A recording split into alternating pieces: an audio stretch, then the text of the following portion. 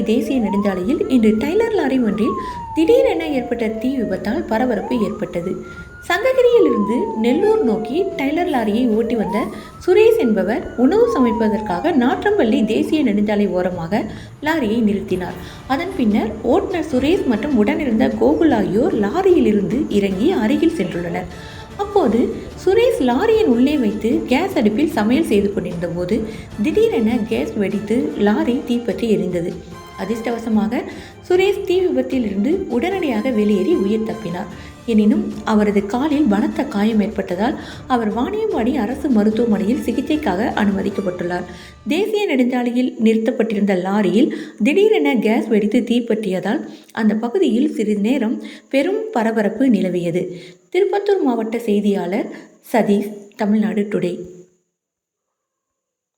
தமிழகம் முழுவதும் உள்ள தன்னார்வ செய்தியாளர்கள் தமிழ்நாடு டுடே பத்திரிகையுடன் இணைந்து செயல்பட வாட்ஸ்ஆப்பில் தொடர்பு கொள்ளுங்கள். 9500843434